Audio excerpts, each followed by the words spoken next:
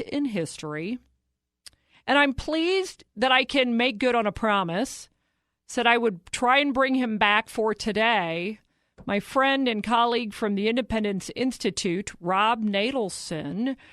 Rob, we didn't have enough time to fully discuss the National Defense Authorization Act and the problems with, I think you said sections 1021 and 1022.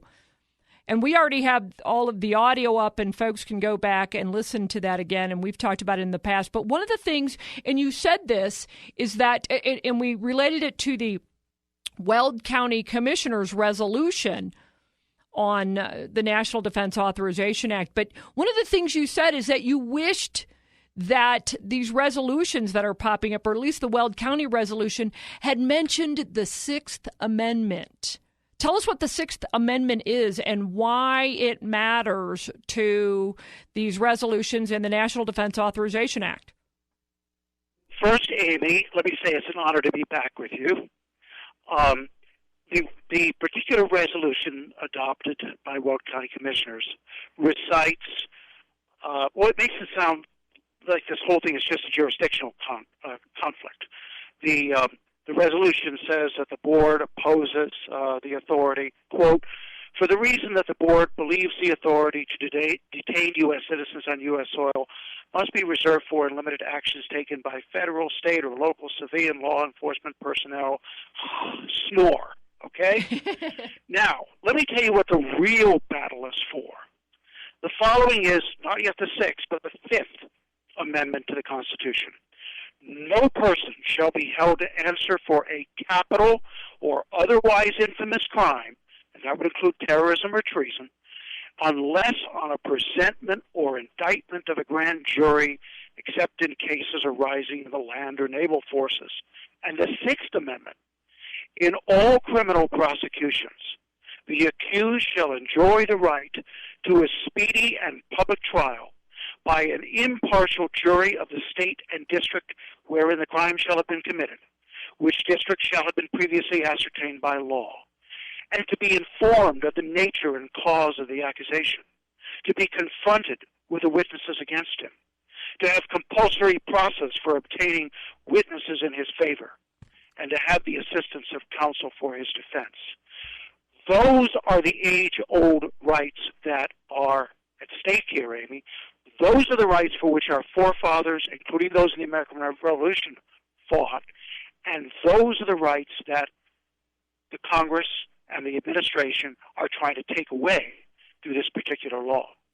Why is it that they would say, and I got this from Congressman Gardner's office, why would he say, and it's referring, but of course he's only referring to Section 1021, why would he say nothing in this section shall be construed to affect existing law or authorities relating to the detention of U.S. citizens, lawful resident aliens of the United States, or any other persons who are captured or arrested in the United States? Well, what they're apparently trying to communicate there is that U.S. Supreme Court decisions protecting the right of citizens to jury trial and habeas corpus are not thereby infringed. But that is illusory, and let me tell you why. First off, those majestic protections that I read to you in the Constitution are they're triggered when you are prosecuted for crime. So what tyrants have always done in order to try to avoid those is, and this was done in England, for example, was to say, well, we're just going to hold the person. We're not actually going to prosecute him. So we don't have to have him indicted, and we don't have to have him tried before a jury. We're just going to give him a lockup forever. And so in order to avoid that dodge, initially in England and in the United States, the writ of habeas corpus was created. Now, what they seem to be communicating in this law is that the Supreme Court protections for habeas corpus are retained. And that may very well be true. The problem is that, with the exception of World War II, we have not had really the kinds of attempted roundups on American citizens that one might anticipate or fear. And that when it did happen during World War II, the Supreme Court did very little to protect the rights of the people. So when you actually go and you look at the Supreme Court decisions that they are preserving, they're only decisions that apply to narrowly targeted situations, and they don't offer much protection at all to somebody accused of, let's say, helping Al-Qaeda, even though he's an American citizen and he's picked up in this country. And, I hadn't thought about World War II and the detainment of Japanese. I can't even believe that didn't enter my mind. I'm thinking about, Guantanamo Bay. But you're right, and the Supreme Court did virtually nothing to protect Japanese Americans who were rounded up. And really, that's where the ACLU got their start. Yeah, well, let's run through it quickly. Number one, a very famous Supreme Court case protecting habeas corpus called Ex parte Milligan was issued after the Civil War, but not until well after the operative facts had taken place. Number two, the Supreme Court, in one of the worst decisions in history, took a complete pass on the incarceration of Japanese Americans. These were American citizens who were imprisoned by the Roosevelt administration, and without trial and without habeas corpus, and the Supreme Court didn't protect them against it.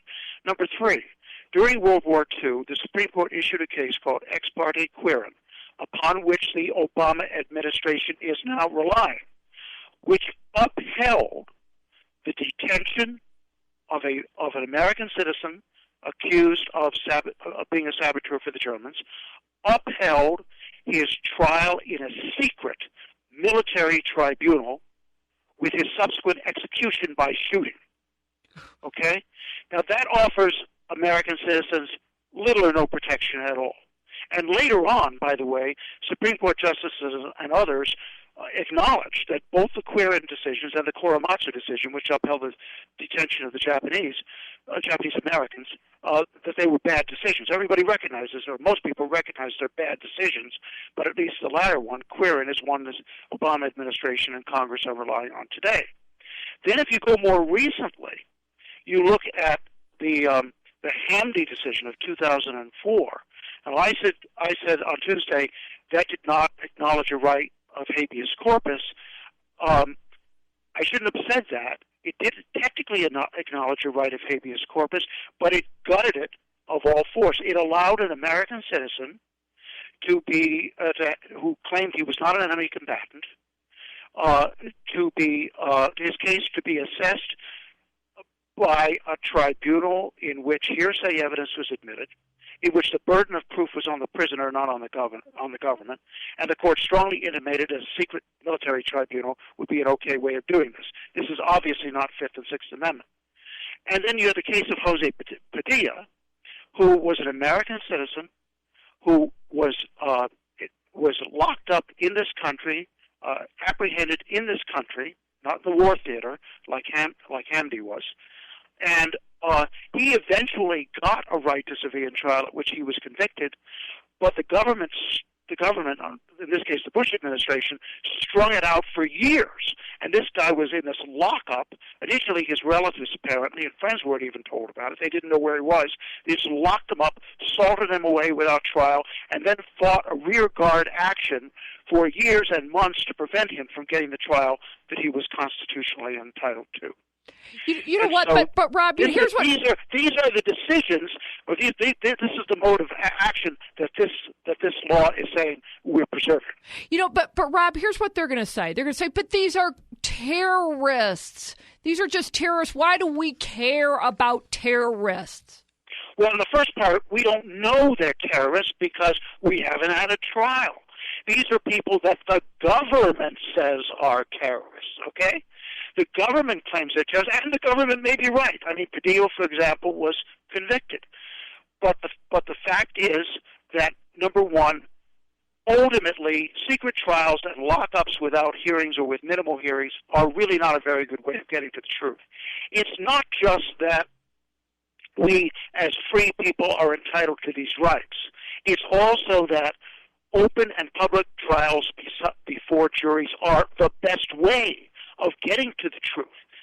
We have rights not just because it's inherently fair that, for example, we get a right to be heard and a right of counsel and so forth, and a right to a jury.